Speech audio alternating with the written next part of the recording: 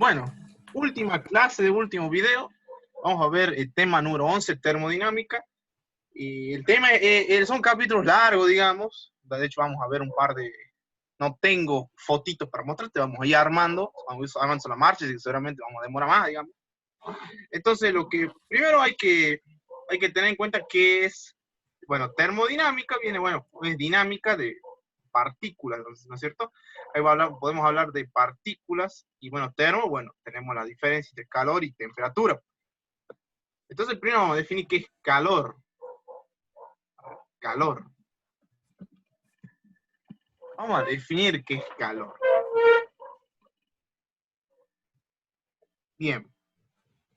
Entonces, el calor es un proceso. Eso sí, vamos a empezar diciendo, es un proceso.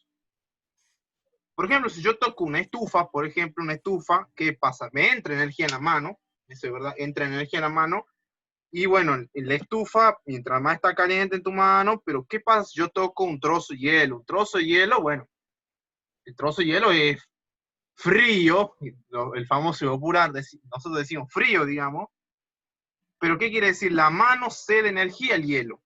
¿Por qué? Porque la mano tiene una cierta temperatura y el hielo tiene otra temperatura. Nosotros sabemos que el hielo es estado sólido del agua, digamos. Entonces, bueno, y el agua es en estado ya de, creo que es solidificación, si no me equivoco, o el punto de fusión, digamos, es 4 grados centígrados, digamos. Entonces, bueno, el hielo debe estar menor. Entonces, la dirección de una transferencia de energía, la dirección de transferencia de energía es siempre de la sustancia más caliente a la sustancia más fría. ¿No es cierto? Eso es lo que estaba diciendo yo, por ejemplo, de la estufa o, por ejemplo, del hielo. Y entonces decía, bueno, la energía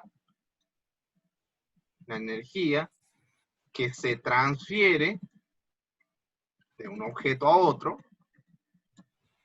debido a una diferencia de temperatura, así vamos a simbolizar temperatura con una T y un cerito arriba, digamos, de temperatura, es un proceso.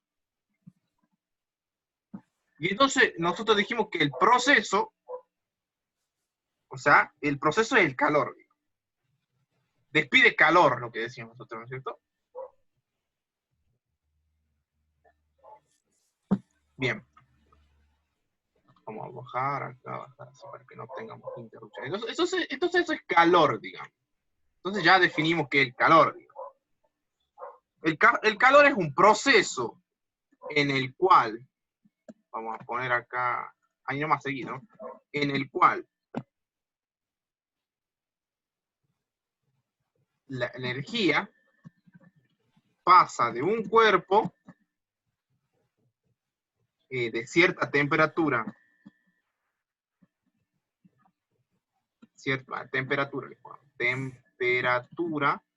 a otro menor, digamos. A otro de temperatura menor, que quiero decir, ¿no es cierto? Y bueno, y ahí tenemos lo que se llama energía interna. Nosotros, de hecho, cuando vimos rozamiento, apareció en la energía interna. ¿Por qué hay energía interna? Porque justamente cuando hay rozamiento despedía el famoso calor. Entonces, ese era el delta de energía interna que nosotros habíamos trabajado anteriormente. Bueno, pero ahora tenemos que ver qué es temperatura. Nosotros estamos definiendo qué es calor, pero ahora deberíamos definir qué es temperatura para ver la diferencia, digamos. Porque nosotros estamos diciendo qué es calor y ahora queremos decir qué es temperatura. La temperatura es la cantidad, se ha puesto en un curso, es la cantidad de, o sea, la cantidad que nos dice, mejor dicho, qué tan caliente o tan frío está un objeto respecto a una cierta referencia, por ejemplo.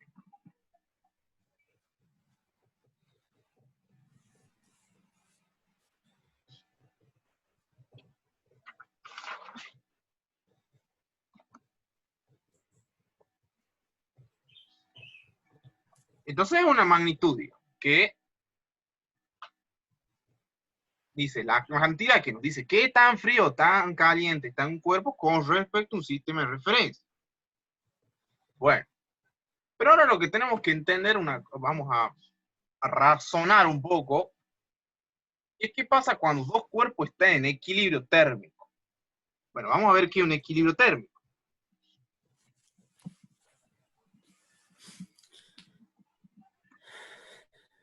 Por ahora son todas definiciones, digamos, no hay nada, no hay mucho aplicación, digamos. Todavía son todas definiciones.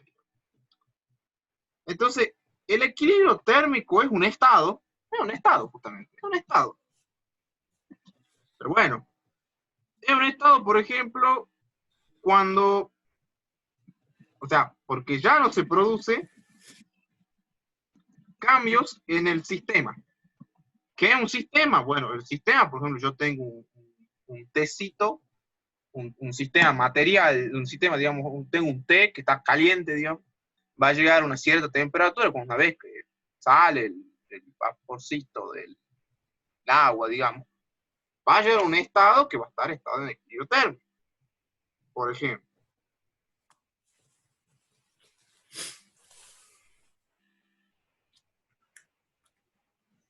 Entonces decimos, dos cuerpos están en equilibrio térmico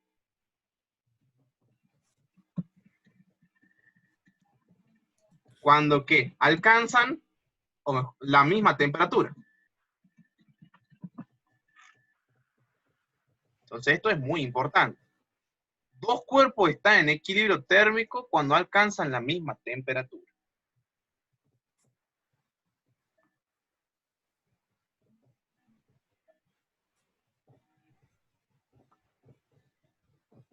¿Está bien? Y ahí tenemos, bueno, diferentes tipos de escalas, digamos, tenemos la escala Celsius, la escala Fahrenheit, tenemos la escala Kelvin.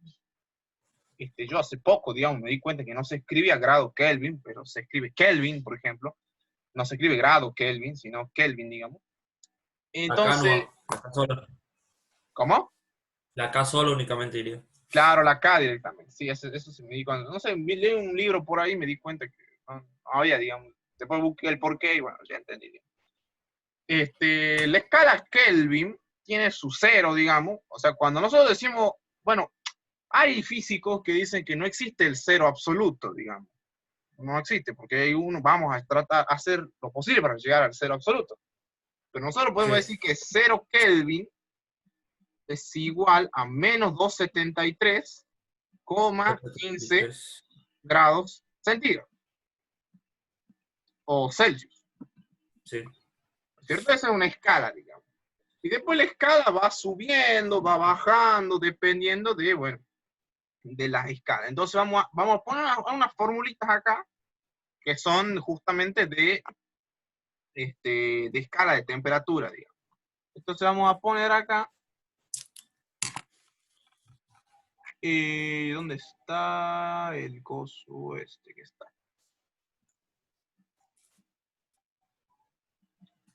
Si nosotros vemos a la temperatura en Fahrenheit, que normalmente la usan en Estados Unidos, en Inglaterra, tenemos que la temperatura de Fahrenheit es 9 quinto por la temperatura en grados, en Celsius, digamos, temperatura en Celsius, más 32 grados. Más cara, no puedo poner el grado.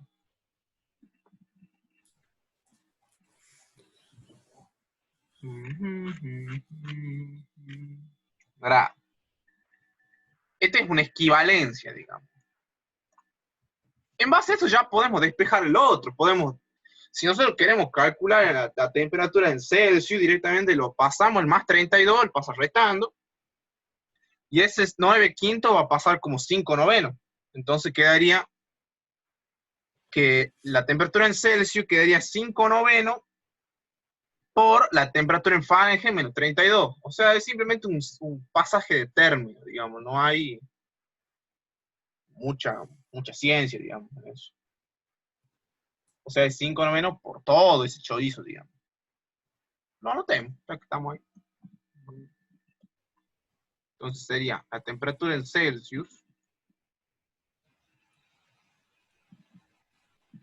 Sí, igual. Entonces, tengo temperatura en Celsius, este está más 32, pasa retando, y esto pasa como con el inverso multiplicativo, digamos, en vez de poner 9 quintos, yo lo copio 9 quintos, pero después vamos a poner que es 5 novenos, digamos, al revés. Justamente el inverso, digamos. O, entre paréntesis, la temperatura en Fahrenheit menos el 32 este que está acá. Es como una fórmula derivada, digamos. Una fórmula derivada justamente de un pasaje térmico. ¿Qué tiene que pasar? Si la temperatura en Fahrenheit es 0, por ejemplo. Si la temperatura en Fahrenheit fuera 0, bueno, o sea, perdón, si fuera 32 grados Fahrenheit, digamos, todo se hace 0. Entonces la temperatura en Celsius se va a hacer 0, digamos. Entonces eso es en escala fundamental. Lo mismo acá, si yo pongo que acá es 0, me va a dar que 32 es similar, digamos. La idea era que ver dónde se anulaba, digamos. Bueno. Claro. Y después tenemos la otra equivalencia, digamos, ya, pero con Kelvin, digamos. Este es un Fahrenheit. Pero con Kelvin es más sencillo, digamos. Ya con Kelvin ya lo hemos visto, de hecho. Está con lo que está arriba, digamos, es parecido. Entonces, la temperatura Kelvin vendría a ser la temperatura en centígrado, o sea, perdón, en Celsius, más 273,15.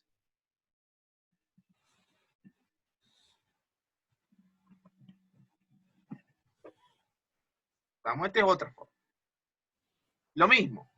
Si yo tengo un 0 Kelvin, que va a estar acá, ¿cuánto va Celsius va a ser acá? Esto que está acá. O sea, es similar, digamos. Son relaciones que, bueno, uno está bueno saberlas, digamos. Después hay otras fórmulas, digamos. Por ejemplo, tenemos la ley de los gases. La ley de los gases también se ve en química, digamos, que es la famosa P por B sobre T. Entonces, si yo tengo... El volumen sobre la temperatura. Claro, entonces yo tengo, por ejemplo, la ley de los gases.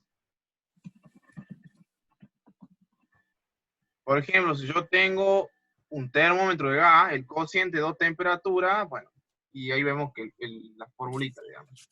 La ley de los gases que me decía que era P, o sea, a ver dónde está para poner un subíndice, P1 por volumen 1 sobre tiempo 1 es igual al otro, a 2, ¿no es cierto? O un K, digamos. ¿Por qué? Porque Sí. podemos generalizar varias. Ahora, suponiendo que el volumen, que B1, digamos, suponiendo que B1 es igual a B2, digamos, suponiendo que el volumen es constante, digamos, o sea no cambia, digamos, ¿qué va a pasar? Vamos a tener... Entonces vamos a tener esto, pero chao el B1 no nos interesa y chao el B2 no nos interesa. Nos quedaba esa relación. Pero si nosotros hacíamos un pasaje, bueno, nos quedaba esto, pero también nos puede quedar otra relación parecida, nos puede quedar el T2 este que está acá, puede pasar allá como multiplicación, digamos. Entonces puede pasar. Entonces vamos a copiar esto de nuevo, ahí. Y este T2 puede ir acá, ¿cierto? Y este P1 puede ir acá abajo. Entonces va a ser así igual. Ay, ¿por qué me salió? Entonces vamos a poner esto acá.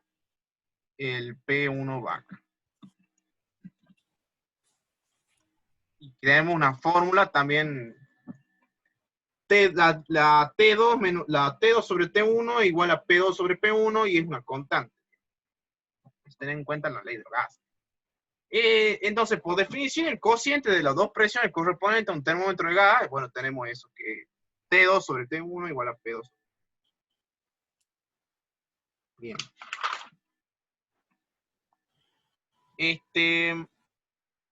Bueno, veamos qué nos hace falta. Vamos a ver el libro acá, antes de seguir con todo el chorizo.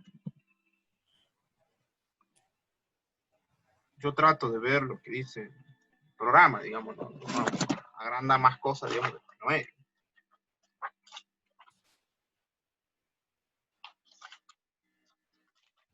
Aunque nunca está de más, digamos, pero bueno. Esperemos que espero que eso salga.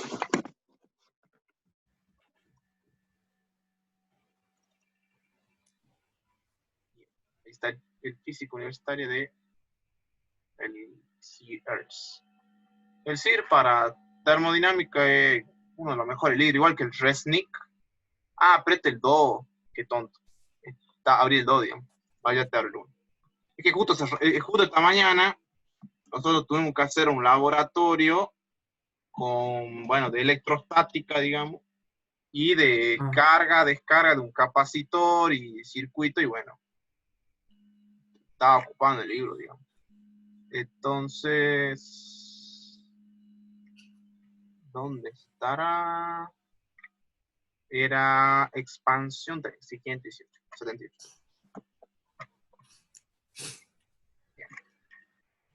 Bueno, tenemos acá la fórmula de la expansión del volumen. Esto es quizás un poco más rápido. Antes de ver esto, podemos ver expansión lineal, expansión térmica. Bueno, acá está justamente el termómetro de un gas de un volumen constante, digamos, lo estamos viendo.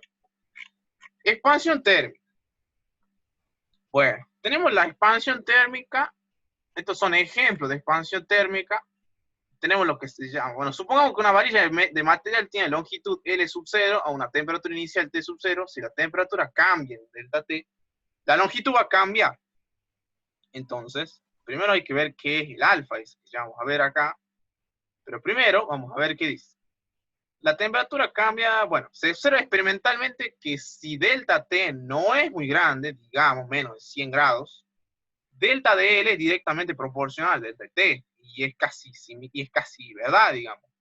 Entonces, si dos varillas del mismo material tienen el mismo cambio de temperatura, pero una es 2 veces más larga que la otra, su cambio de longitud también será el doble. Por lo tanto, el delta de L también deberá ser proporcional al L sub 0. Bueno, el L sub 0 es similar, es la distancia esta, digamos. O sea, es la longitud de la varilla, digamos. El delta de L, digamos, es un delta de L ahí, y el delta T, bueno, el T, y acá es donde todo el mundo se confunde, digamos. El T no es de tiempo, ¿no? Es de temperatura. Hay algunos que confunden, digamos. Entonces el delta de L va a ser justamente la expansión que va a tener ese cuerpito. La longitud que se expande.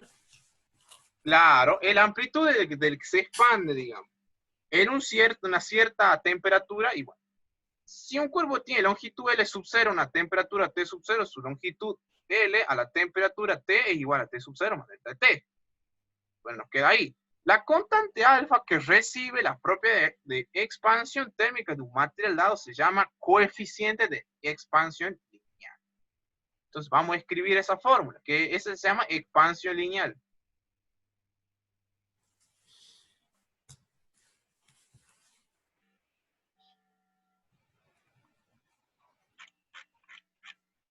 Vamos a ver, expansión lineal.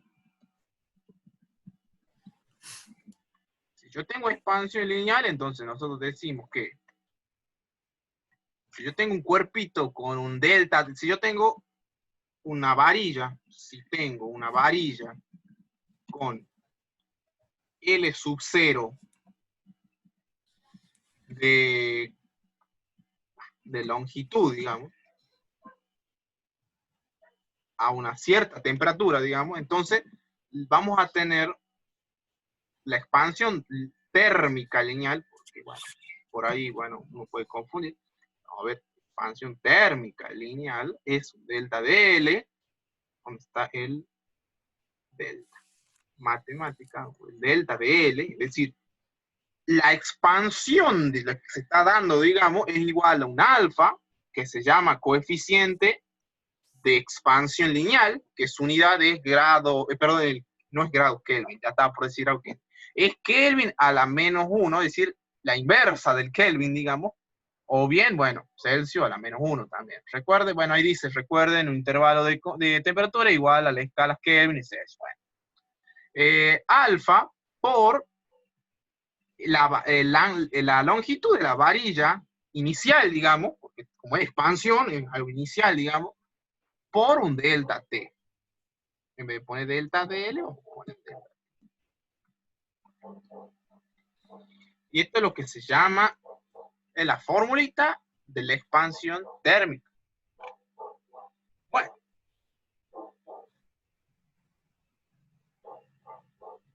Es algo muy novedoso, digamos. ¿Por qué? Es lo que decía ahí. Si el L es sub 0. O sea, supongamos que no hay. A ver, supongamos que no hay delta de L. Supongamos que va a ser la expansión térmica, supongamos que es 0. O sea, no hay expansión. Supongamos que no es 0. Entonces, pero sí hay una L sub 0. Bueno, si la L sub 0, entonces el alfa, y el alfa, cuidado, no puede ser 0, digamos, entonces el delta de L va a ser 0. ¿Estamos? Expansión de volumen. La expansión de volumen, bueno, es casi parecida, digamos. La expansión de volumen lo que va a tratar es el mismo, es un coeficiente.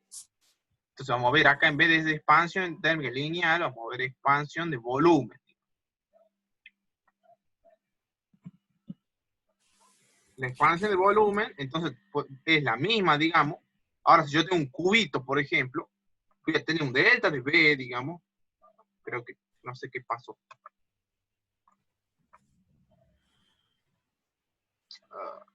Se me borra. El delta de B va a ser igual al beta, es decir, a un coeficiente. Acá va a tener cuidado, porque acá el coeficiente ya no es el coeficiente lineal que nosotros habíamos dicho acá, en la parte de acá habíamos dicho que era el coeficiente de expansión lineal. Acá ya tenemos otro coeficiente, que coeficiente de expansión de volumen, por eso se llama beta. Por un L sub 0 ya no es un L sub 0, porque no es una varilla, sino es un volumen, digamos, un volumen sub 0, por un delta. Lo mismo, similar que el anterior. Y tenemos los coeficientes de expansión lineal acá del costado, son coeficientes chiquitos, digamos, aluminio, latón, cobre, vidrio, bueno, uno nunca hay que, no sé si hay que estudiarlos, no sé la verdad, pero bueno, a veces para apuro, bueno, lo tengo en la tabla, digamos. Bueno, tenemos un problemita, los problemas no son tan difíciles, porque son problemas justamente de cálculo de longitud, de amplitud, digamos, o sea, de expansión, digamos. Y bueno, lo que hay que hacer es buscar algo general, digamos, reemplazar en la fórmula y listo. Y se terminó, digamos. Lo que sí podemos evaluar, digamos, bueno, lo ves, dice, por ejemplo, los metales se expanden muy poco cuando el cambio de temperatura es moderado. Eso sí que es vital, y esto lo vamos a poner. Lo vamos a copiar. Aún una bandeja metálica para hornear, por ejemplo, no es mucho mayor que la temperatura ambiente. Y eso es verdad, digamos. Entonces vamos a poner, bueno, esto lo vamos a poner aquí. Después de esto. A ver. Porque esa conclusión es una conclusión media, no digo absurda, pero sí es una conclusión que vale la pena, digamos. Los metales se expanden muy poco cuando el cambio de temperatura es moderado.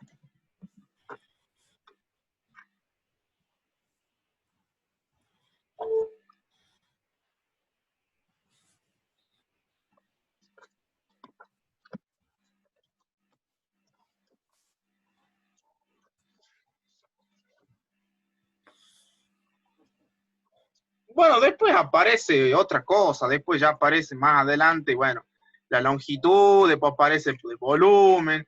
La expansión térmica del agua, bueno, es algo también para verlo, digamos, no es tan complicado.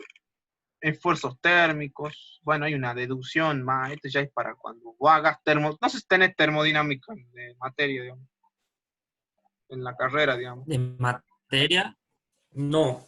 De Claro, materia no. creo que los ingenieros químicos creo que tienen, digamos. Pero bueno, la cosa es que, bueno, ahí se ve mucho más a fondo, digamos. Bueno, acá tenemos que el calor, flujo de calor, ya lo hemos visto. Y bueno, tenemos lo que se llama el calor específico, y esto es muy importante. El calor específico es ese Q famoso que está ahí, MC delta T. Bueno, primero hay que analizar qué es MC y qué es delta T. Usamos el símbolo Q para la cantidad de calor. Cuando el calor está asociado a un cambio de temperatura infinitesimal, es decir, cuando hay un delta de T tendiendo a cero, digamos, es como un diferencial chiquito, una derivada, digamos, lo llamaremos delta de Q. Se observa que la cantidad de calor Q necesaria para elevar la temperatura de una masa M, entonces esa M es de masa, de cierto material T1 a T2 es aproximadamente proporcional al cambio de temperatura T2 menos T1 y a la masa del material. ¿Estamos? Si calentamos agua para hacer el té, por ejemplo, entonces si hacemos, para hacer el té necesitamos el doble de calor para 2 tazas. Si el intervalo de temperatura es el mismo, la cantidad de calor requerida también depende de la naturaleza del material. Se requieren, bueno, hay un ejemplo, digamos, del aluminio, de cosas. Pero la idea es buscar esto. ¿Y qué es el C? El C es una cantidad. El C es la cantidad, digamos, diferente para cada material. Y entonces el Q es la cantidad de calor y el C es la cantidad llamada calor específico. ¿Estamos? Entonces vamos a anotar acá. Bien, vamos a pasar a calor específico.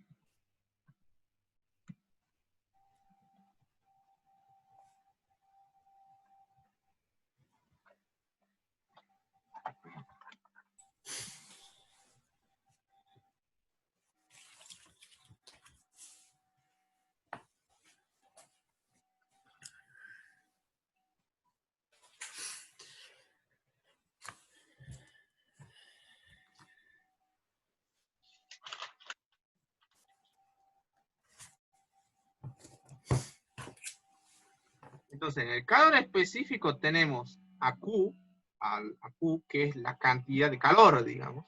Q, una cantidad de calor Q, digamos, por MC. Cuidado, porque este C no es el mismo que la velocidad de la luz, ¿no? Porque hay algunos que ponen C también de velocidad de la luz, digamos, o rapidez de la luz también. Por el delta T. En vez de poner un delta de B acá, vamos a copiar el delta B que está acá, solamente los efectos de esto, y vamos a poner delta T. Donde C es el famoso calor específico. Si derivamos, digamos, o sea, si hacemos la derivada, entre comillas, de eso, entonces, el delta T es T2 menos T1, ya lo hemos dicho, digamos. Ahora, si queremos poner el diferencial de esto, ahora, si yo tengo una cantidad infinitesimal, me va a quedar diferencial de Q igual a MC por el diferencial o sea, por el diferencial de la temperatura, digamos. Y MC, bueno, MC es constante, digamos, o sea, por eso no hay una derivada ahí entre comillas. Entonces, el C que está acá puede pasar para el otro miembro. O bien lo que podemos hacer, el delta T pasar al otro miembro y el M también y ya está. Entonces nos va a quedar. Entonces, diferencial de Q sobre el diferencial de T, digamos, o sea, la derivada del calor con respecto a la temperatura, es algo muy vulgar lo que estoy diciendo, pero más o menos se entiende. Si este M que está multiplicando puede pasar dividiendo, me queda 1 sobre M por esta cantidad, digamos, igual a C. Y esto es lo que se va a llamar el calor específico. Y ahí dice cuidado, mira, en el libro dice cuidado, la definición de calor, recuerde que diferencial de Q o delta o de Q no representa un cambio de cantidad de calor contenido en un cuerpo. Tal concepto carece ese sentido, es verdad eso. No representa un cambio de cantidad de calor contenido en el cuerpo. El calor siempre es transferencia de energía a causa de una diferencia de temperatura. Por eso acá no es que hay diferencia de calor, digamos, no hay un cambio de cantidad de calor, digamos, sino de temperatura. ¿Estamos? Entonces, no existe la cantidad de calor de un cuerpo. Esto es muy importante. De hecho, se lo hurtemos al CIRS. No existe la cantidad de calor del cuerpo.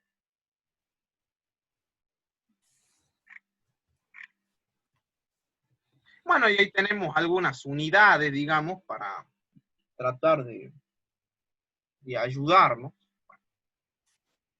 El calor específico del agua, por ejemplo, es 4.190 joules sobre kilogramo por Kelvin.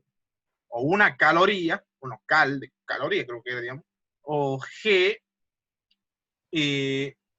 por grado Celsius, digamos. O bien, bueno, B2, no me acuerdo de qué era, sobre, bueno, libras por Fahrenheit. B2 no me acuerdo qué era, pero ya lo vamos a ver.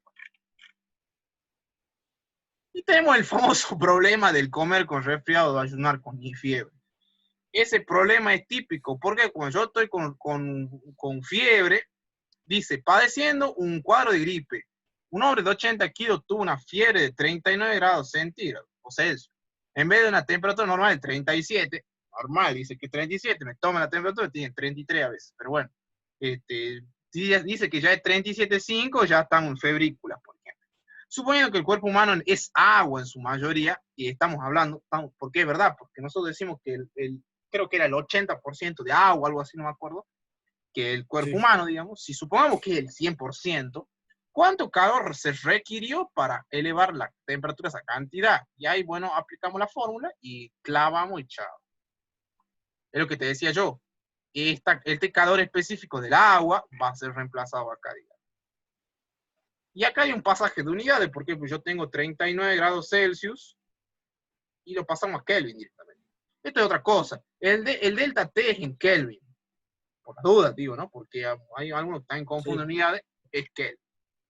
Bueno, este circuito sobrecalentado, si yo tengo un circuito electrónico, bueno, y ahí involucra la famosa potencia que nosotros ya hemos visto anteriormente cuando vimos trabajo de energía, que era joules sobre segundo, digamos. Acá estamos hablando de miliwatts. Pero bueno, podemos decir joules sobre segundo.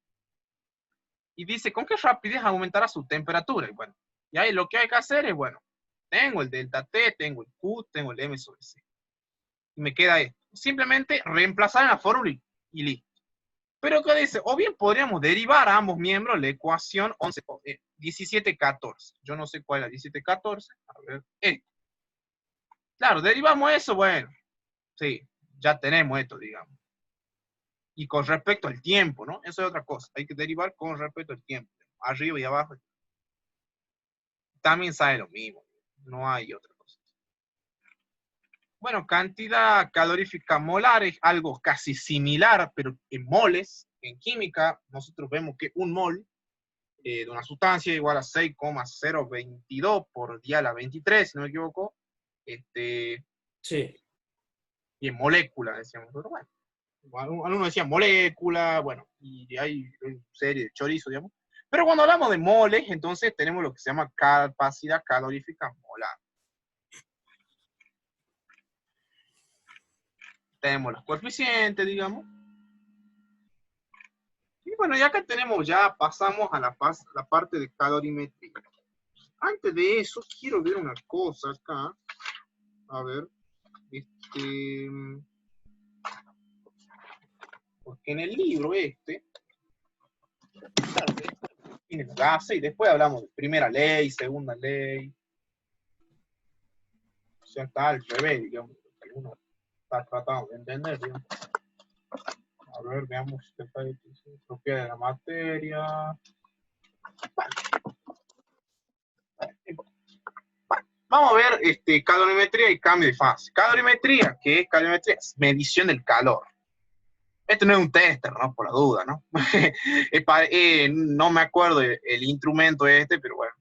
Este es justamente, ahí debe decir, no me puedo acordar el nombre de este. Pero bueno.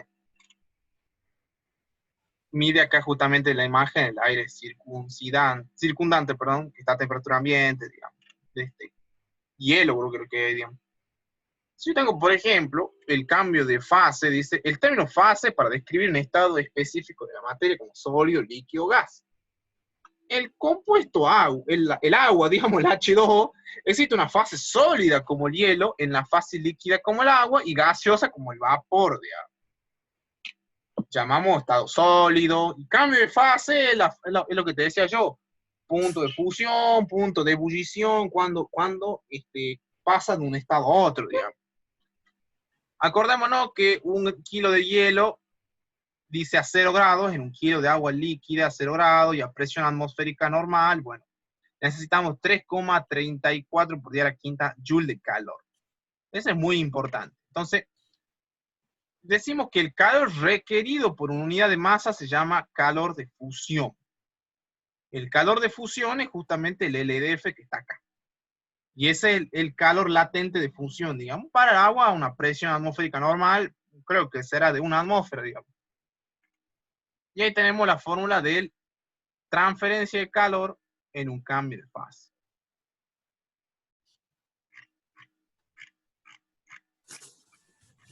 Esto lo vamos a volver a ver más enseguida, digamos. Quédate tranquilo.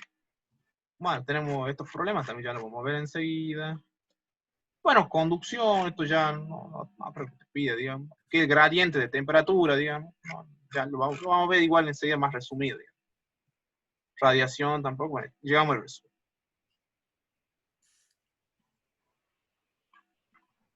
Y pasamos a propiedades térmicas de la materia.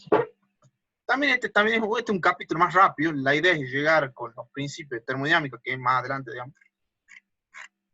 Ecuación de cambio de estado. Bueno, tenemos la ecuación de cambio de estado, que como dice ahí, si es demasiado complicada, podemos usar gráficas, tablas numéricas, entre otras, digamos.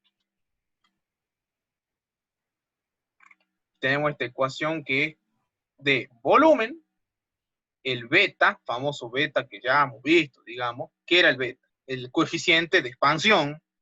Nosotros lo habíamos visto hace rato, que es el coeficiente de expansión. Un K, y este K es la compresibilidad. Nosotros habíamos visto que era compresibilidad cuando habíamos visto fluido. ¿Te acuerdas que hoy dijimos que era el módulo de compresibilidad? Sí. Era un B larga, y este K, bueno, vamos a hablar de compresibilidad. Acá dice véase la sección 11.4. Vamos a volver a esta página. Esta página es 611. Volvamos, veamos qué hay en la 11.4 para ver si nos sirve de algo. 11.4. Sección 11.4. A ver.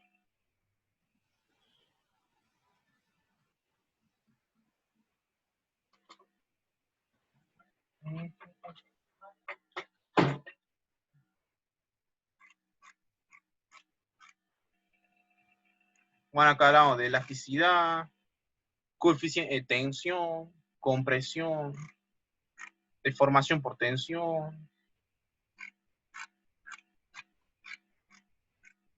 presión de un fluido, si ya lo han visto, digamos. Esfuerzo de volumen, este es el módulo de compresibilidad. Y ahí está, ¿ves? La compresibilidad es recíproco, y es K, digamos. Era 1 sobre el módulo de compresibilidad. Y era menos delta de B sobre B sub 0 delta de P, que era la presión. Entonces, la compresibilidad era igual a menos la inversa del volumen inicial por un delta de B, es decir, delta de B, digamos, sobre un delta de presión. Bueno, eso es, justamente nosotros no vimos esto, pero vimos algo así bien a la pasada, digamos, cuando vimos fluido, digamos, pero en la parte fluido, este en la parte de equilibrio, digamos. Creo que era 611, ¿no?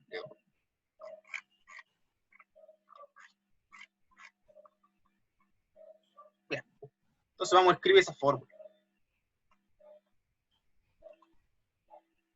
La ecuación de estado es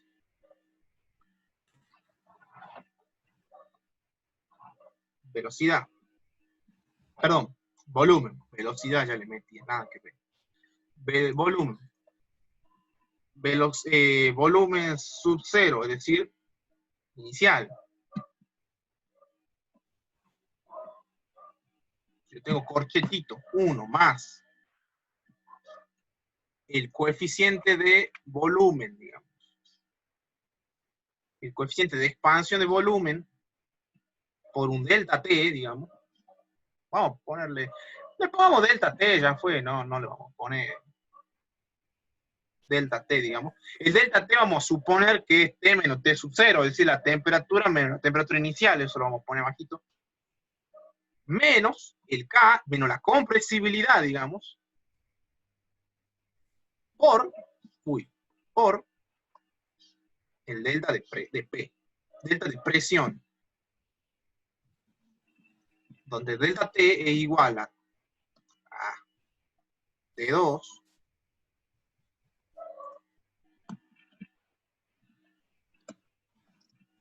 perdón, bueno, pongamos T nomás, chao. T menos T sub 0 y pongamos una flechita nomás así.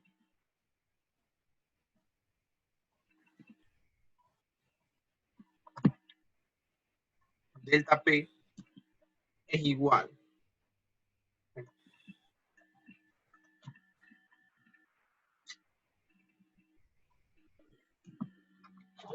Delta P igual a P menos P sub 0.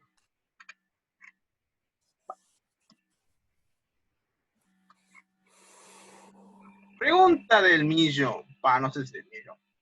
Acá es curioso, ¿por qué hay un menos acá? Porque nosotros sabemos, y acá hay algo que vamos a ver ahora justamente, nosotros ya nos anticipamos al tema, nosotros habíamos dicho, la ecuación, la ley de los gases, mejor dicho, habíamos dicho, que si teníamos en cuenta esto, bueno, ¿qué pasaba si yo tengo si aumenta si aumenta la temperatura, o sea, mira, fíjate un ratito, la presión y el volumen son, ¿cómo puedo decirte? Inversamente proporcionales, justamente. Bueno, o sea, si tengo temperatura constante, bueno, uno va a subir y el otro va a bajar. Es el típico del inflador de la bici, por ejemplo, más presión, menos volumen, menos presión. Y acá justamente dice, me pareció curioso porque decía el término K delta P, digamos, tiene signo negativo porque hay un aumento de la presión a causa de disminución del volumen. Y es lógico, digo. Y tenemos la ecuación del gas ideal, que es el M, la masa total, es igual al N, al número de moles, por la masa molar. Eso ya es más química, digamos. Por eso esto es como un repaso, digamos, de lo que se puede ver, digamos.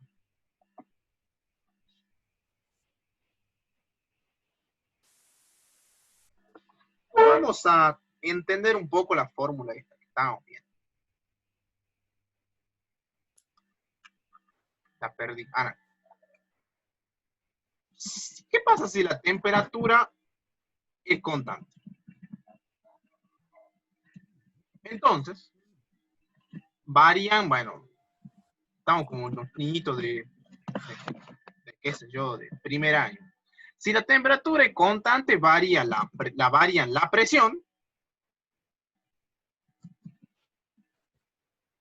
y el volumen. ¿No es cierto? Es lógico, digamos. Pero acá hay algo muy interesante, porque nosotros queremos ver el nombre, a qué nos referimos con todo eso.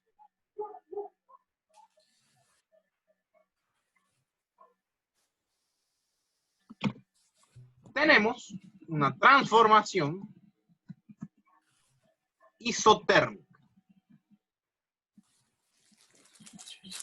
Iso viene de igual, digamos. Viene de igual, digamos. Después tenemos isomorfo, isotérmico, bueno, iso todo.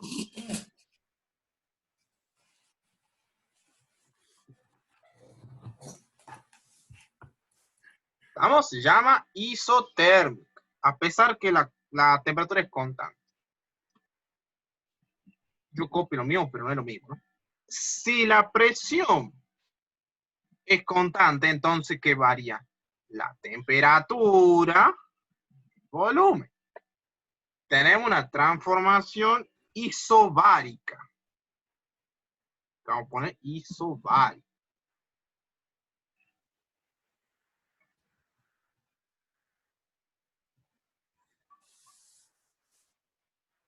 Y este iso que viene igual ya es. Y falta lo último. Si el volumen es constante, entonces varían la presión, la temperatura y la presión. Tenemos una transformación isomérica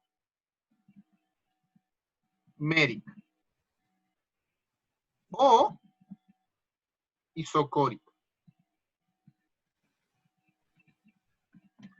Tenemos una transformación isomérica o isocórica.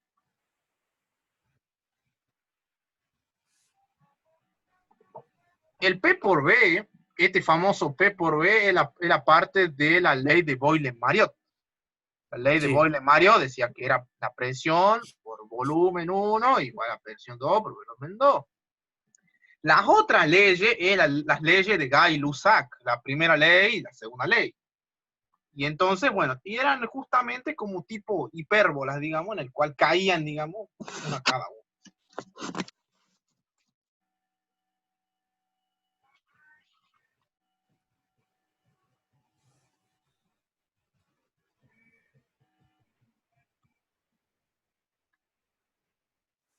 Y después de tantas observaciones que nosotros hemos hecho, digamos, tenemos la famosa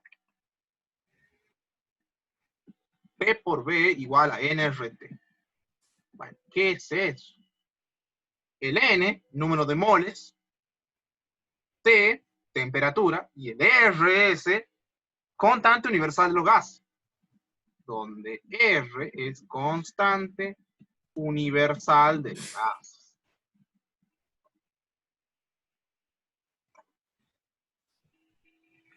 Estamos, el R es igual a 8,3. Uy, no, ¿qué hizo? Ahí está. 8,31 Joule sobre, siempre lo mismo, sobre mol por Kelvin.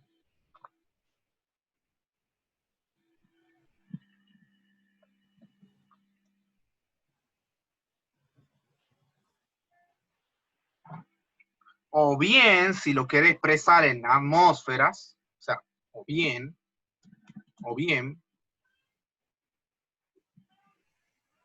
y normalmente esta es la que se usa, digamos, ¿por qué? Porque la presión se mide en atmósferas normalmente, nos queda 0,0821 ATM, no ATR, atmósferas, sobre mol por Kelvin.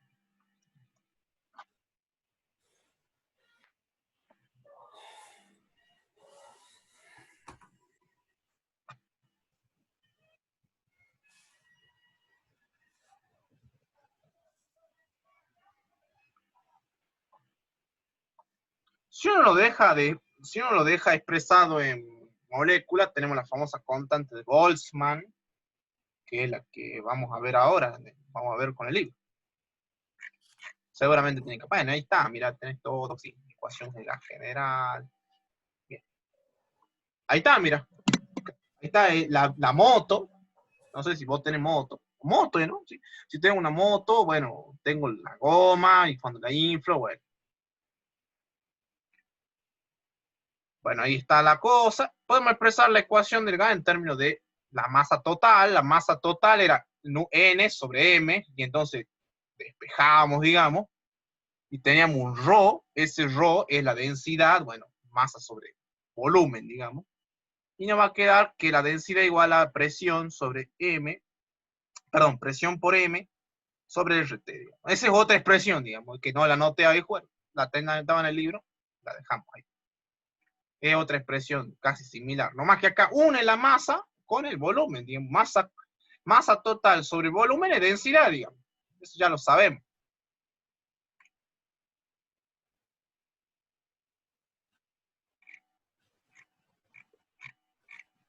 Bueno, y ahí tenemos un problema. La condición, a las normales TP Bueno, está en inglés. Yo le digo CNPT, le digo condición normal de presión y temperatura. Bueno, acá este se llama temperatura y presión estándar. Bueno, y obtenemos, bueno, en litro, digamos, ¿cuánto vale? 22,4 litros. Claro, 22,4 litros, digamos, exactamente. Que otra expresión, digamos. Compresión de un gas, un motor de automóvil, bueno, estoy usando la fórmula, una válvula de omisión, válvula de escape, bueno, sencillo. Este también, son todo aplicar la fórmula. Y acá tenemos, este problemita es muy interesante. Yo no sé si lo viste, o en algún libro, que lo veamos, pero solamente lo analicemos y está muy bueno, digamos. Usa un poco de ecuación diferencial, digamos, pero bueno, no importa. Se dice calcule la variación de la presión atmosférica en la altura de una atmósfera terrestre. Ignore la variación de la gravedad, de la aceleración de gravedad. Acá vamos a suponer que 9,8 y si quieres supone que 10, está de 10. No hay problema, digamos. Pero para evitar los efectos, digamos, de los cálculos, los vamos a poner de esta manera. Dice, nosotros ya hemos visto, no sé si te acuerdas cuando nosotros vimos, dedujimos de hecho, cuando habíamos visto fluidos, habíamos visto como por ejemplo, en un vaso, digamos, uno que estaba hundiendo, un delta de Y acá, las fuerzas que intervenían de acá, bueno, eso es lo que acá explica. En la sección 14.2 dedujimos la expresión, la ecuación general de esta que está acá. Y eso ya lo hemos visto. Y nosotros hemos hecho un par de integrales ahí que nos salió. Pero ahora hay que combinar las fórmulas. Ahora hay que combinar acá, dice. Nos piden suponer que G y T no varían con la altitud. Entonces, ¿qué quiere decir? Que la gravedad y la temperatura son constantes, digamos. O decir, a la hora de integrar van a ser como constantes, digamos. No van a tener problemas. Combinemos las dos expresiones y despejemos P de Y. Bueno, la densidad es igual a presión por M sobre RT. En diferencial de P sobre diferencial de Y, que era menos rho de G. Eso nosotros habíamos deducido la otra vez, dedujimos eso la otra vez, digamos, cuando había un fluido. Entonces nos quedaba esta expresión. Ahora lo que hay que hacer es reemplazar simplemente el rho que está acá, este rho de la densidad, y hacer el mismo procedimiento que hemos hecho anteriormente. Bueno, tengo el diferencial de P con D de Y, reemplazamos, y tengo que juntar lo de Boca con lo de Boca y lo de River con lo de River. Es decir, las presiones de un lado y las alturas del otro. Bueno, la altura no tengo nada, o sea, solamente tengo todo esta constante, digamos. Eso que está acá es constante, porque nosotros dijimos, la masa es constante. El R es constante ideal de los gases, no tiene sentido. Y estamos suponiendo que G y T son constantes, entonces, chao, sale afuera el integral. ¿Estamos? Y la diferencial de P sobre P es la integral del logaritmo. Y acá dice el logaritmo del cociente. Bueno, hay acá el libro famoso, acá, chao, salta las integrales, pero la integral es el logaritmo de la presión 2 menos el logaritmo de la presión 1, ¿no es cierto? Porque por regla de Barrow vamos a tener esas dos cosas, digamos. Entonces vamos a deducir esto rápido, a modo de ejemplo acá, porque ahí el libro se saltea un paso, bueno, un paso sencillo, tampoco es la gran cosa. ¿Por qué quedó esto así? No importa. Presión atmosférica.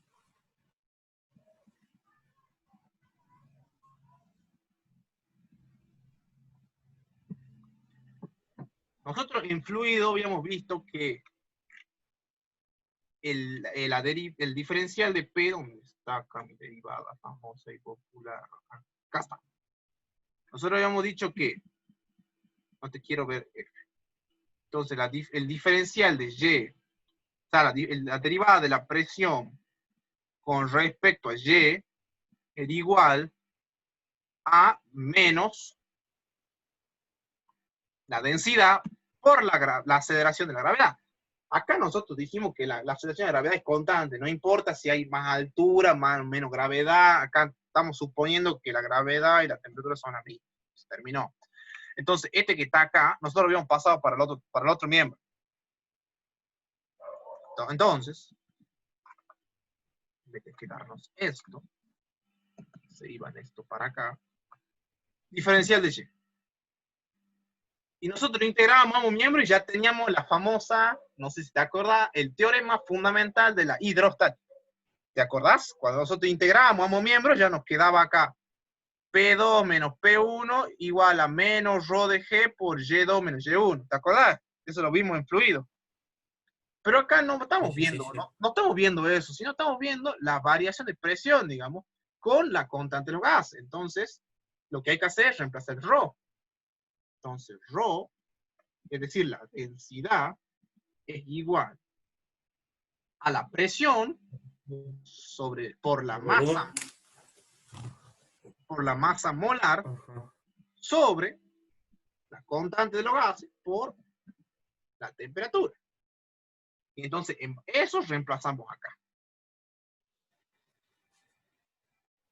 Otra cosa más chistosa de todo es que, ¿por qué?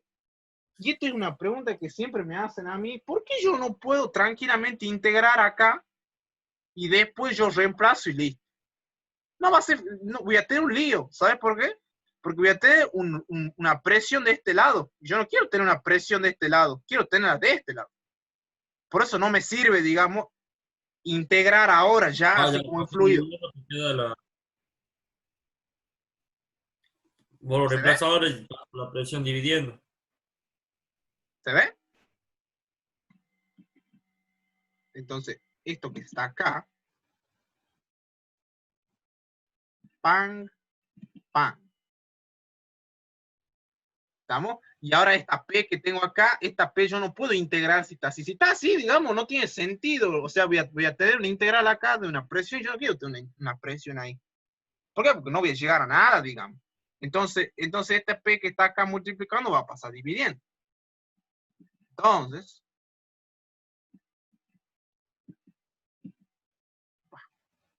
vamos a hacerla abajo. Bueno, pero si yo estiro esto, ahí está, mira. Perfecto. Entonces, esta P, si la pongo aquí, y ahora yo sí puedo integrar a ambos miembros. ¿Yo qué dije? Que la densidad y la aceleración de gravedad. Ah, guarda, acá la densidad esta ya no va. Ya me parecía. La aceleración de gravedad es constante, entonces esta va y se pone como una constante acá. Bueno, ahora la derivada de P sobre P, digamos, ahora integramos miembros. Esta es una ecuación diferencial a variables separables, por eso estamos trabajando de esta manera. Entonces yo tengo esto que está acá, lo que puedo hacer es integrar ambos miembros. Entonces vamos a integrar. Where is integración? Bueno, esto, vamos a volver a poner acá, pero vamos a poner el símbolo de la integral, digamos.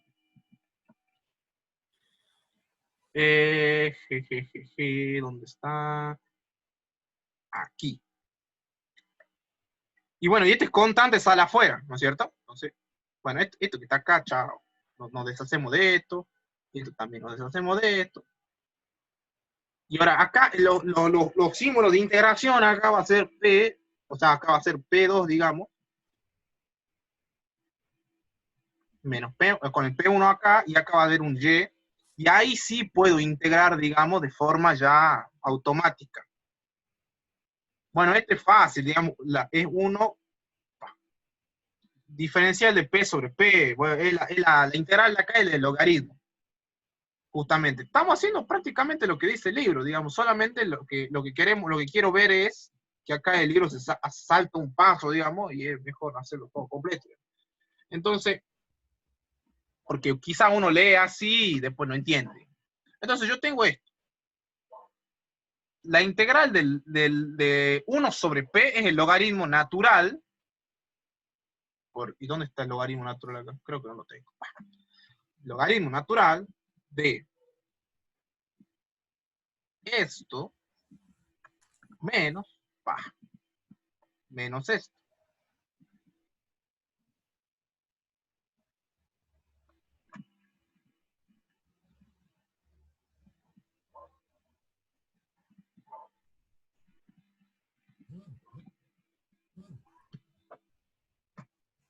igual a todo esto por esto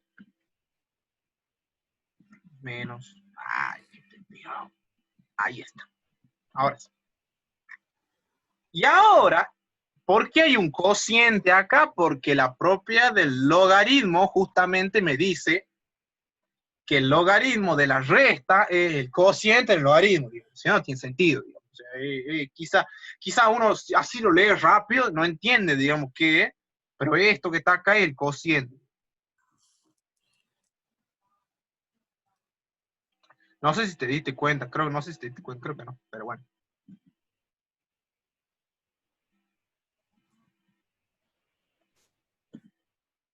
Va, Claro, sería la división, digamos, entre claro, P2 y P1. Sí. quizá a veces uno del colegio no se acuerda, digamos. Y esto ya, y bueno, ya tengo esto. Bueno, pero acá yo quiero tener un... ¿Qué me pide el problema? Porque acá nos estamos calculando integrales, pero no siquiera sabemos qué pide el problema. El problema pide la variación de la presión atmosférica con la altura de la atmósfera terrestre. O sea, ¿qué hay que hacer? Expresar una P2 en función de una P1, es decir, una presión 2, esta que está acá, como en función de P1. Entonces lo que hay que hacer es, tengo el logaritmo acá. ¿Cómo puedo pasar al otro miembro el logaritmo? Es muy vulgar lo que voy a decir. Pasa como E, ¿no es cierto? Pasa como una E. O sea, el Euler famoso y popular. Entonces me queda esto, que es igual a Euler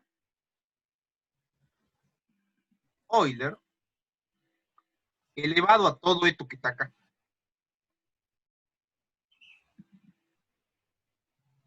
Feo, pero bueno. Y entonces, este P2 con el P1 y este P1 va a pasar multiplicando al otro miembro.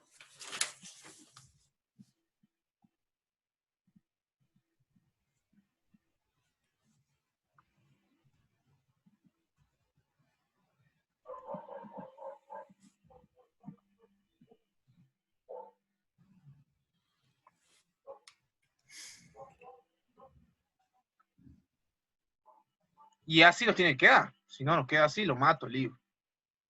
Perfecto. Y ahí dice, evaluar, según nuestro cálculo, la presión disminuye exponencialmente con la altura. La curva es una función exponencial, es obvio. Es una función exponencial esto. Y es una función exponencial de manera decreciente. ¿Por qué decreciente? Porque justo hay un menos acá, clavado acá, y eso hace decreciente. Y acá, bueno, termina la nota y decime, pero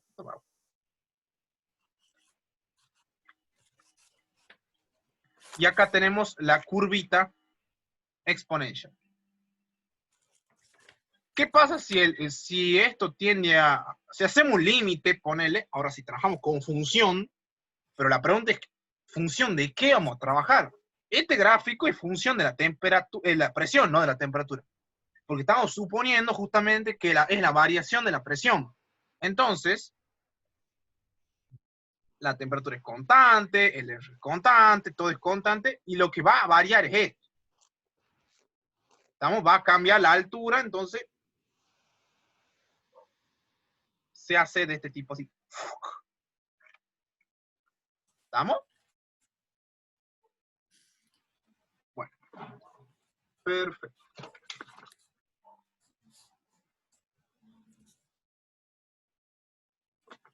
Y vamos a pasar a teoría cinética. Bueno, acá tenemos la ecuación de Van der Waals, digamos, que son de este modelo de cinético, digamos, un modelo cinético de cómo un gas está moviéndose, digamos, con la ecuación del gas general, digamos. Un modelo idealizado, un modelo más realista, digamos. Hay fuerzas que ejercen, digamos, acá en el gas modelado, acá, y la ecuación de Van der Waals. La ecuación de Van der Waals es esta, digamos.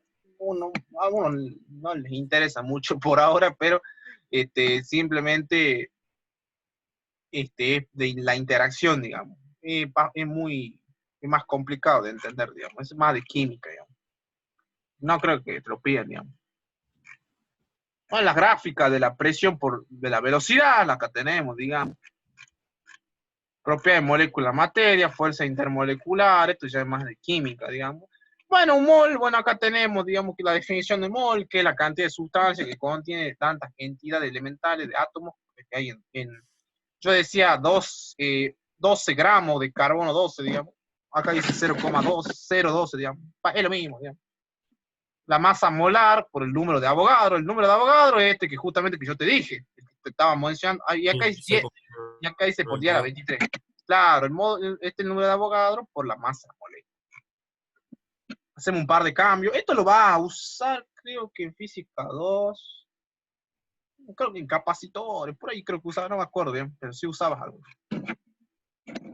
Bueno, el modelo cinético molecular de un gas. Bueno, acá tenemos las moléculas, digamos, colisiones, presión por gas. Bueno, esto ya es más, también es más avanzado, digamos, que no hace falta verlo mucho, digamos. Llega a la energía cinética. Nosotros ya vimos que energía cinética, digamos, y la energía cinética de traslación, que es la energía cinética de, bueno, molecular, digamos, es 3 medios por nRT, digamos. N de número de moles, digamos, R de la constante y T de la temperatura.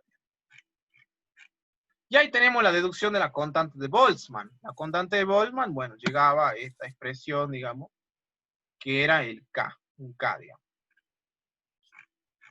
Rapideces moleculares, bueno, la fórmula esa.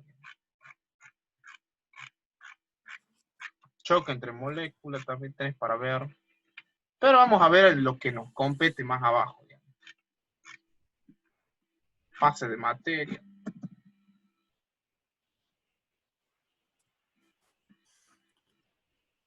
Bien, vamos a ver la primera ley de termodinámica. Digamos. Vamos a pasar ya a las leyes de termodinámica.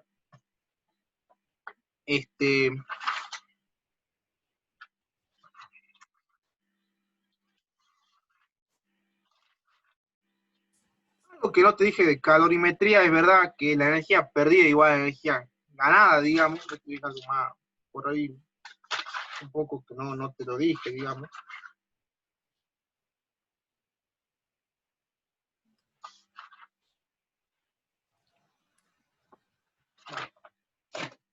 Entonces, vamos a ver ahora las leyes de termodinámica. Entonces, vamos a poner acá leyes de termodinámica. La ley cero de termodinámica ya la vimos, digamos, porque es cero, porque hablamos de equilibrio, digamos, es como algo muy vulgar, pero se trabaja de esa manera. Vamos a ver leyes de termodinámica. O principio, no dicen principio, dicen leyes de termónica. Termodinámica.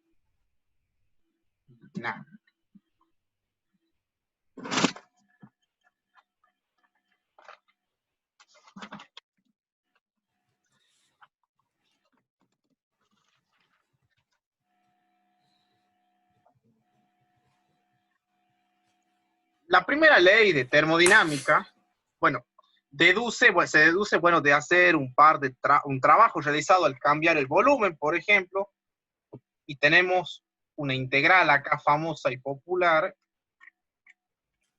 con la presión, digamos, la presión por un delta de B, digamos. Este es el trabajo que ejerce justamente un volumen, ¿eh? Y tenemos el ejemplo del pistón. Una molécula que golpea un pistón efectúa trabajo positivo si el pistón se aleja de la molécula. Que está acá. El pistón se mueve para allá así, ¡fuc! Hay una velocidad acá y una velocidad después. Es como que es una colisión. Bueno, ahí está, es un choque, digamos, lo que está ahí. Efectúa trabajo negativo si el pistón se acerca a la molécula. O sea, al revés. Si va la presión va para allá, ¡fuc! Va a ir para allá y va a botar. Es como que viene acá la velocidad de molécula y va para allá. Acuérdate que la velocidad tiene dirección. Y en base a eso tenemos esta forma. El trabajo efectuado en un cambio de volumen. Entonces, para empezar hay que ver qué es el trabajo. Work es igual.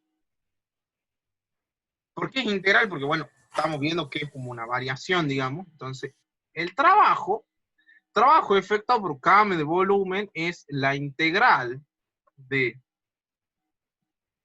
la velocidad, perdón, del volumen, 2 menos volumen 1, de la presión diferencial de V. Y acá tenemos justamente que la integral, un área. Entonces, el trabajo este que está acá, en esa función, digamos, que encontramos, es entre dos presiones, tenemos acá. Este con compresión y presión variable.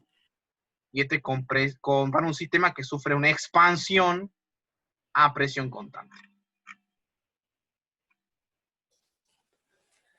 Y si la presión es constante, lo que yo justo iba a resolver la integral. Pero ¿qué pasaría si yo tengo, por ejemplo, otro caso? Si yo tengo un gas de comportamiento ideal, sufre una expansión isotérmica. ¿Qué era isotérmica? Nosotros habíamos visto que era temperatura constante. A una temperatura T, durante la cual el volumen. ¿Cuánto trabajo efectúa el gas? Y entonces lo que hacíamos es integrar acá. Pero la presión era de esta que estaba acá, digamos. ¿Para qué saco? Ahí está. Nosotros habíamos dicho que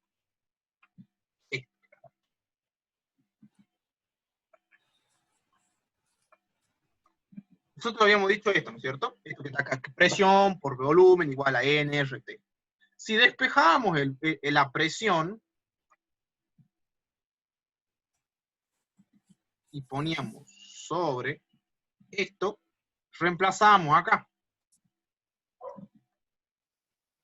¿No es cierto? Y ya podemos integrar ahí. Esto que está acá es constante, todo eso va a salir afuera. Es que es un 1. Uy, no, ¿para qué puse esto? Es que es 1, esto sale afuera porque es constante, digamos. La integral de 1 sobre b, diferencial de b, es el logaritmo.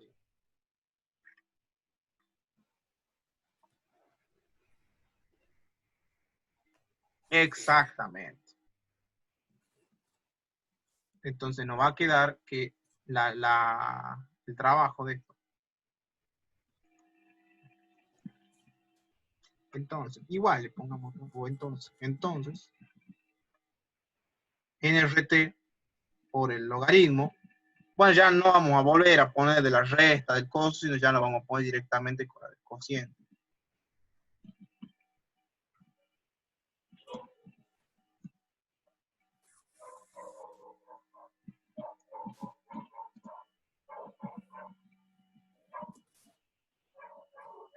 Y esta es lo que acá. Además, si la temperatura es constante, bueno, podemos reemplazar, hacer un par de cálculos y bueno, también se puede expresar, en términos de la presión, ¿no es cierto? Si yo tengo esto que está acá, lo puedo reemplazar acá. Es lo mismo. En vez de que sea B2 sobre B1, va a quedar, porque es la inversa, digamos, va a quedar P1 sobre P2. ¿Estamos, Leandro? Sí. Bien. Bueno, trabajo efectuado por un proceso termodinámico. Bueno. Y pasamos ya a la primera ley de termodinámica. ¿Qué dice la primera ley? La primera ley establece que cuando se agrega calor,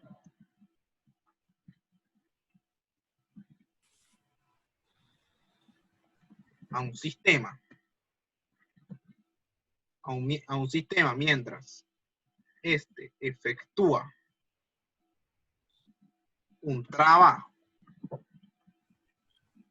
work, la primera ley establece que cuando se agrega calor Q a un sistema, mientras este efectúa un trabajo W, la energía interna, ¿te acuerdas cuando vimos energía interna? La energía interna, bueno, y vamos a poner un U, a los efectos de trabajar con U, digamos. Cambian una cantidad igual a Q menos W.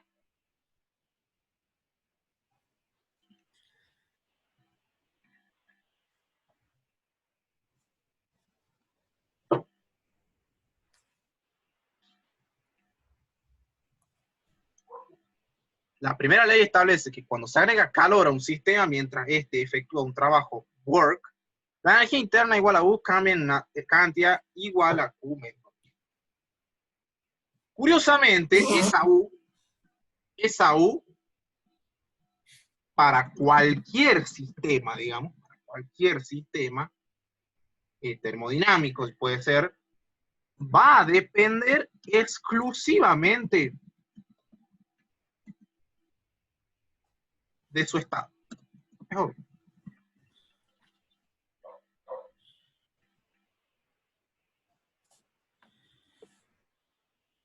Es decir, depende del estado inicial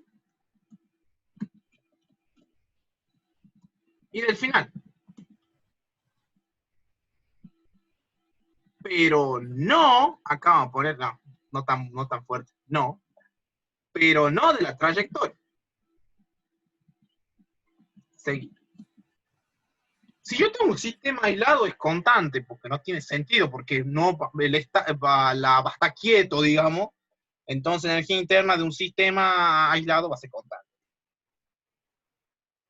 Entonces podemos decir acá, en simbología, delta de U es igual a Q menos W.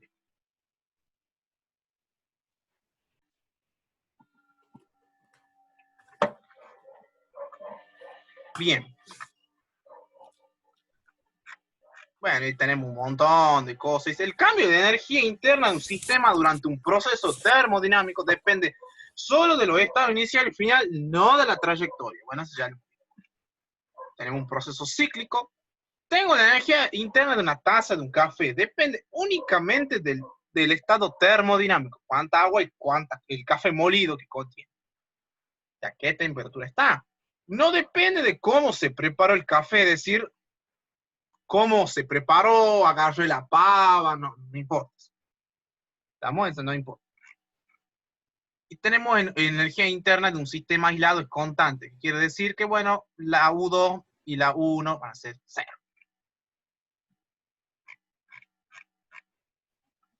Para quemar el postre. Quemar.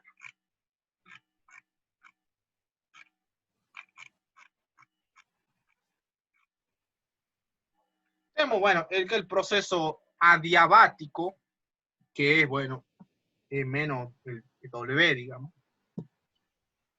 O sea, donde no entra calor, digamos, al sistema, no entra calor al sistema, ni sale de él, digamos, por eso se llama adiabático. Q igual a 0. Isocórico, el isocórico es cuando tengo un volumen constante y W0, es decir, el trabajo es 0. El isobárico, que es presión constante, con trabajo igual a una densidad por la variación del volumen que tengo acá. Son tipos, digamos, que bueno, uno lo va leyendo. Isotérmico es cuando hay temperatura constante. El isotérmico ya lo tenemos acá, digamos. Energía interna de un gas ideal. Esto es muy importante. La energía interna de un gas ideal depende solo de su temperatura y no de su presión, ni de su volumen.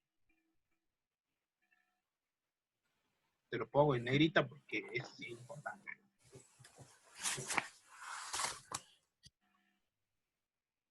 Después viene termodinámica de los gases ideales, procesos adiabáticos para gases ideales. No es nada, son ya más profundos.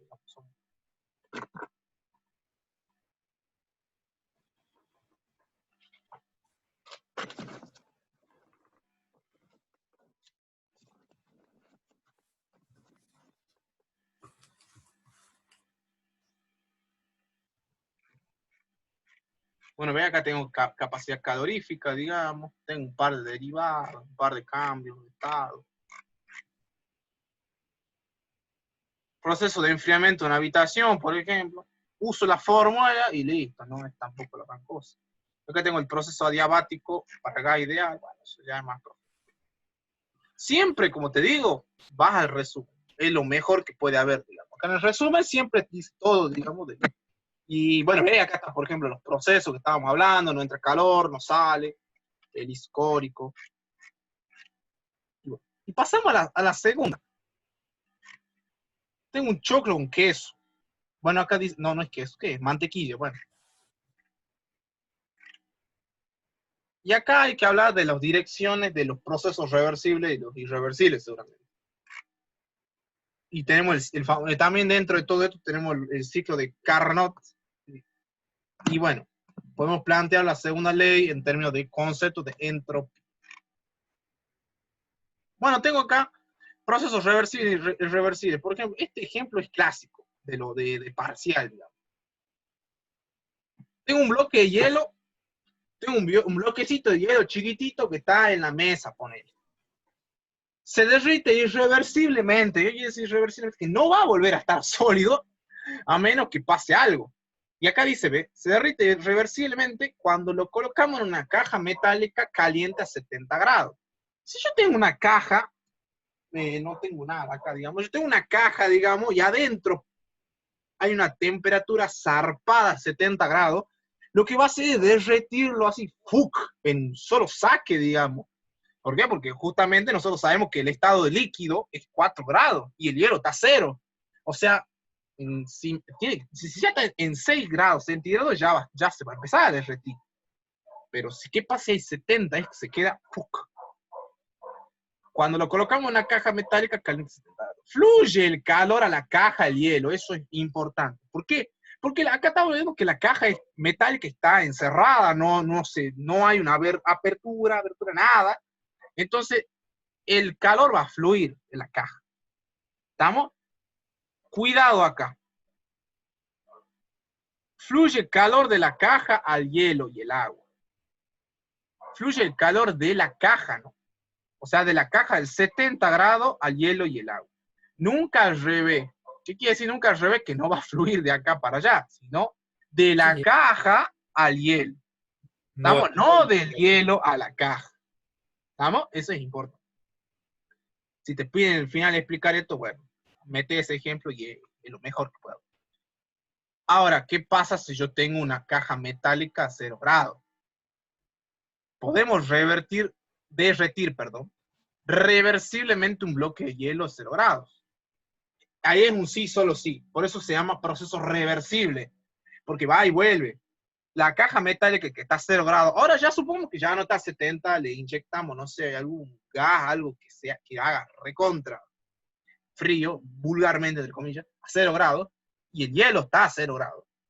Si aumentamos, reducimos infinitesimalmente la temperatura de la caja.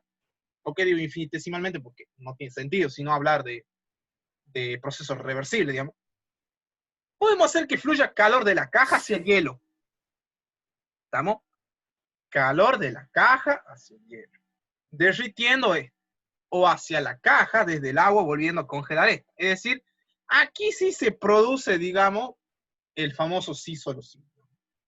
Hielo 0 grados y agua líquida 0 grados. ¿Por qué? Porque la caja metálica está a 0 grados. Porque justamente estamos hablando que es una diferencia infinitesimal. Por eso se llama proceso reversible. Los procesos reversibles son procesos en equilibrio, con el sistema siempre en equilibrio termodinámico.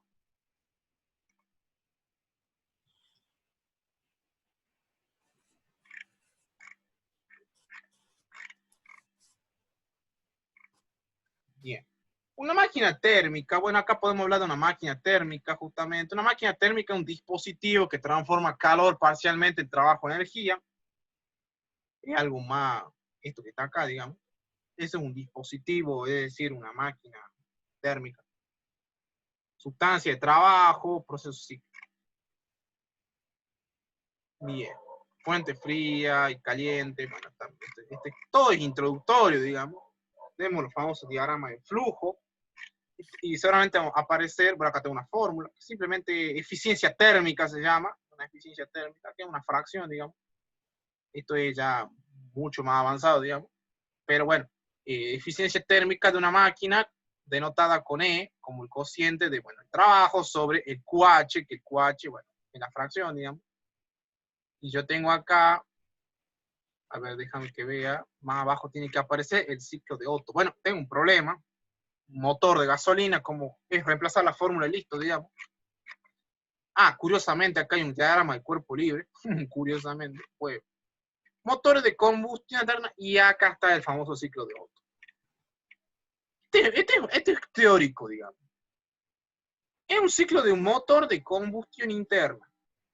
Analicemos paso por paso qué hay en cada uno. El ciclo de Otto es un motor de gasolina que opera en un ciclo de Otto, es un ciclo de Otto justamente. Otto creo que es el tipo que lo ha hecho, o sea, el tipo que lo ha descubierto. Tiene una eficiencia térmica, dice. Tiene una eficiencia térmica máxima. Eso es lo que estoy tratando de acordar. Una eficiencia máxima teórica, la eficiencia máxima esta que estaba acá, digamos, de la formulita esta. La eficiencia era igual al trabajo sobre QH, digamos.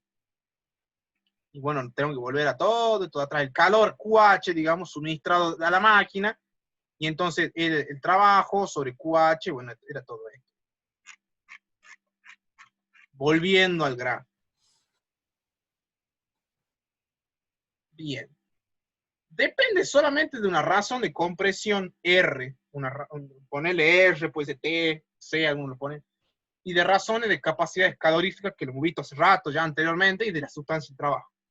¿Cómo funciona este motor de combustión interna? En 4 tiempos.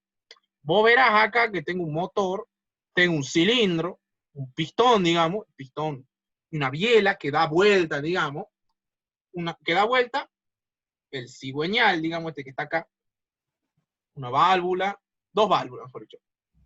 Tengo una carga de admisión, el pistón baja, es decir, este va a bajar, creando un vacío parcial. Ese famoso vacío parcial también no te lo dije, pero cuando, por ejemplo, estamos en fluido en la parte de aerodinámica, ¿qué pasa si yo tengo, viste, cuando vos vas a la ruta, viste, va a la ruta y tengo un colectivo que va así y otro que viene así, y se crea el famoso, es como si fuera que te viene todo así de golpe, digamos. En el medio de esos dos colectivos está lo que se llama vacío parcial, es un tipo, digamos, pero eso ya es con fluido en el aire, digamos, con parte de aerodinámica, digamos. Bueno, hay otro ejemplo más. Pero acá estamos hablando del vacío parcial del cilindro. Una mezcla de aire y gasolina. Bueno, ahí está. Entra en el cilindro por una válvula de admisión abierta. Y después viene lo que se llama carga de compresión. La válvula de admisión se cierra, es decir, esta que está acá, después de bajar, va a volver a subir. Se cierra y se mezcla y comprime al subir el pistón.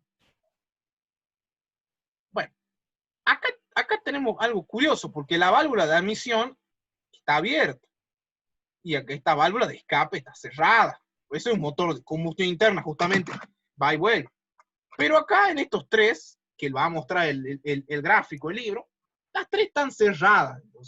Entonces, cuando hay un encendido de un motor, un encendido de un motor, la bujía, que es la bujía justamente, este que está acá, digamos, es la bujía, enciende la mezcla del motor. Hay una carga de potencia, la mezcla quemada se expande y empuja el pistón hacia abajo. Y vuelve a generar la carrera de escape. Esta estaba abierta, esta está cerrada, ahora esta está cerrada y esta está abierta porque es de la válvula de escape. La válvula de escape se abre y el pistón sube. Es decir, este pistón que estaba abajo va a volver a subir, expulsando la mezcla quemada hacia afuera del cilindro. Y vuelve el ciclo de combustión interna. Vamos a un ejemplo, bueno, en los motores de combustión interna. Bueno, y acá tengo la eficiencia, después de una larga deducción, digamos, tenemos la eficiencia térmica del ciclo. Bueno, es un ciclo, digamos. Ciclo diésel ya es más complicado, ya involucra otras cosas, digamos.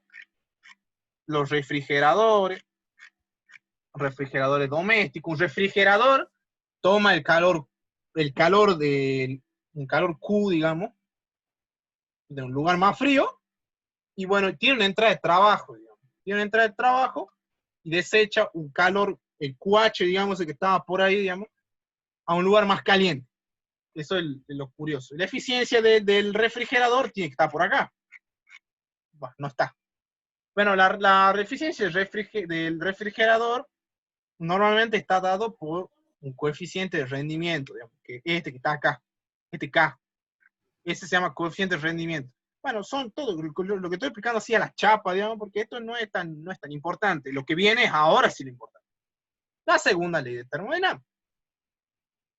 La segunda ley de termodinámica, vamos a escribir aquí.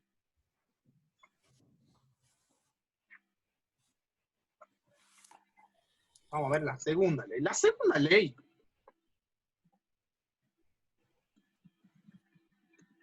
de termodinámica va a describir la direccionalidad, o sea, la dirección, digamos, donde se encuentra, de los procesos termodinámicos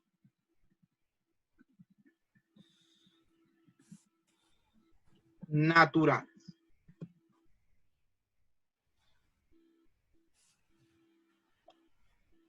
Puede plantearse de forma equivalente también, o sea, es más curioso.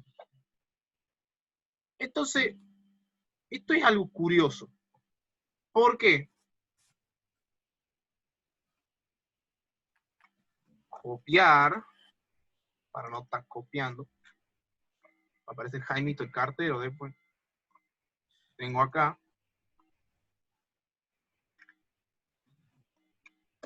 Según Sears, pero más que Sears, según la segunda ley de termodinámica, es imposible que un sistema efectúe un proceso en el que absorba calor de una fuente de temperatura uniforme y lo convierta totalmente en trabajo mecánico. Vamos de nuevo.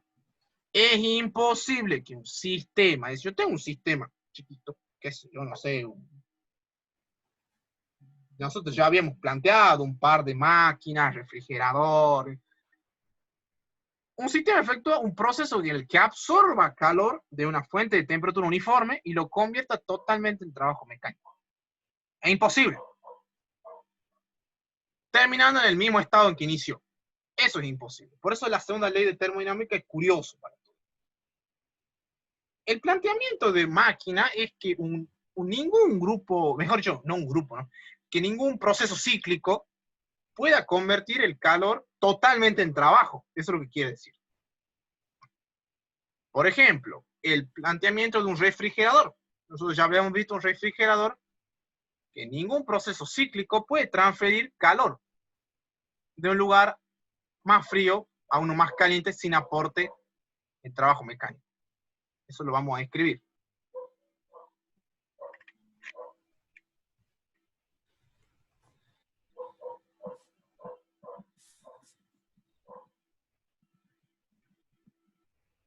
El planteamiento de máquina es que ningún proceso cíclico puede transferir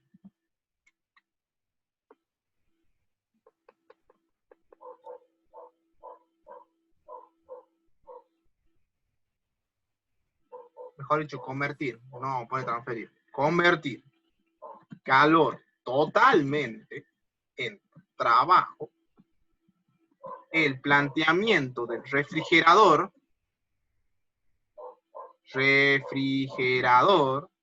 es que ningún proceso cíclico puede transferir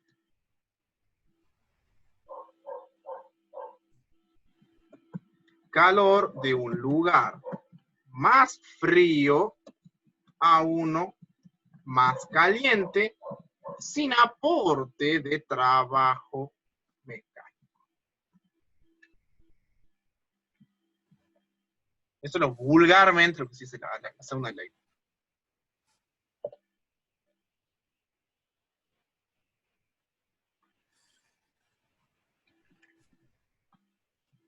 Vamos a volver un toque a la primera ley.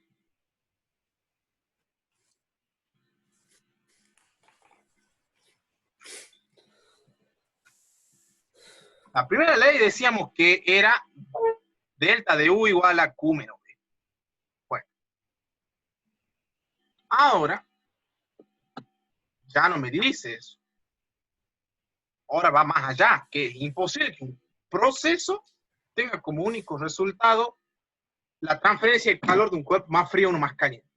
Por eso se llama replanteamiento de la segunda ley. Porque para evitar tanto lío, lo que dice es que es imposible que un proceso tenga como único resultado la transferencia de calor de un cuerpo más frío a uno más caliente. Corta la bocha.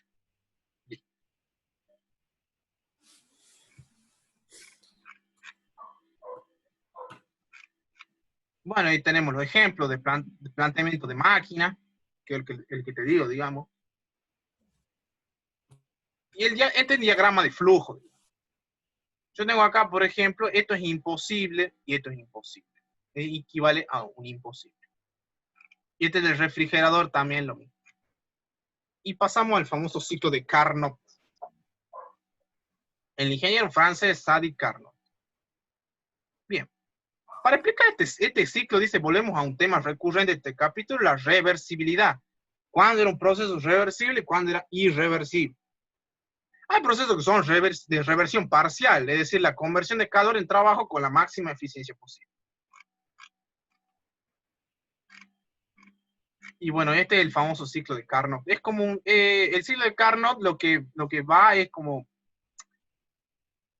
que va y vuelve. Compresión adiabática pasa una no, mejor dicho, es del 4, playa cualquiera. El 1 empieza acá, en isotérmica. De un punto A, un punto B, un punto C, un punto D. El ciclo de Carnot para un gas ideal. Las líneas rojas que están acá del diagrama es la P por B. ¿Qué era la P por B? Son isotérmicas, es decir, porque nosotros habíamos dicho que la temperatura era constante. Entonces, es como una curvita que va acá hasta B. Expansión isotérmica. Y después, de B a C, expansión adiabática. ¿Y qué era adiabática? No solo adiabática, bueno, ya lo habíamos visto también, justo con isotérmica, y bueno. De acá de B a C, y vuelve para acá D con la compresión isotérmica. Porque es así el ciclo de Carnot para un gas ideal. Es el ciclo de expansión, compresión de un gas. Y después vuelve. Ahora acá. Bien. El ciclo de Carnot consiste en dos procesos isotérmicos y dos adiabáticos. Todos reversibles. ¿Qué quiere decir reversible? Que vuelve, no es irreversible, como en el hielo que estaba ahí a 70 grados, digamos, no. Se emplea con la sustancia de un trabajo de un gas ideal en un cilindro de pistón. Consta de los siguientes pasos. 1. El gas se expande isotérmicamente a temperatura TH, absorbiendo calor QH, que es la que está acá, de acá hasta acá. ¿Está bien? Luego, el gas se expande adiabáticamente. Son muchos términos, por eso hay que tratar de leer y acordarse. Por eso, si no, en esta parte no te acordás que era adiabático, isotérmico, lo podemos volver a ver en el video, volver atrás y volver, digamos. Está bien, digamos. El gas se expande adiabáticamente hasta que su temperatura baja a TC. Entonces, de acá hasta acá, expansión adiabática. Pero luego el gas se comprime isotérmicamente a TC, expulsando calor a, ya acá es un delta de QC por CD. O sea, C, no es por CD, sino de punto C a punto D. De acá hasta acá. Porque va en contra del puedo decirte, no decir gradiente, está mal decir gradiente, pero va en contra justamente de la función, digamos, por eso se habla de módulo, digamos, para ver matemáticamente. el gas se comprime adiabáticamente hasta su estado inicial de temperatura H, que es DDA. Y desde acá hasta acá. Y ese es el famoso ciclo de Carnot. Se hace un desarrollo así bien zarpado, digamos. Pero bueno, no vamos a tener tiempo de hacer todo esto, digamos. Son desarrollos largos, digamos, que bueno, llegan a esto, a la eficiencia de la máquina de Carnot, 1 menos el TC sobre TDH. Un resultado es sencillo, el resultado dice que la eficiencia de la máquina de Carnot solo depende de la temperatura de las dos fuentes de calor, es grande si la diferencia de temperatura es grande y muy pequeña cuando las temperaturas son casi iguales. Tenemos el análisis de la máquina de Carnot, digamos, bueno, acá tenemos como tipo diagrama de cuerpo libre, digamos. Parece un diagrama de cuerpo libre, pero en realidad no es, digamos. Va, creo que sí, no sé, no me fijé bien. Van a tener refrigerador de Carnot. Entropía. Bueno, parte de entropía no es una ecuación ni una relación cuantitativa, sino un planteamiento de imposibilidad. Entonces podemos expresar esta ley como una relación cuantitativa empleando el concepto de entropía. Entropía y desorden es una medida cuantitativa del desorden. Tenemos una integral acá en entropía de procesos reversibles. Tenemos un par de problemas. Entropía y segunda ley. Y yo creo que se termina. Bien. Y acá tenés algo de entropía. Este de entropía está bueno, digamos, para que lo leas. Solo depende, la entropía solo depende del estado del sistema. Bueno, un planteamiento importante de la segunda ley termodinámica es que la entropía de un sistema aislado puede aumentar, pero nunca disminuir. Eso es ya casi para terminar, digamos. Si un sistema interactúa con su entorno, el cambio total de entropía del sistema y el entorno nunca puede ser negativo. Si la interacción implica solo procesos reversibles, la entropía total es contable. Y listo. Bueno, en fin, yo si tengo algo de, bueno, leyes fundamentales, las leyes fundamentales son la primera y segunda ley de termodinámica. ¿Estamos? Bueno, yo termino esto y subo el video, digamos. Dale. Y cualquier cosa. Dale, Bien. dale, Bueno, dale. Sí, no hay drama.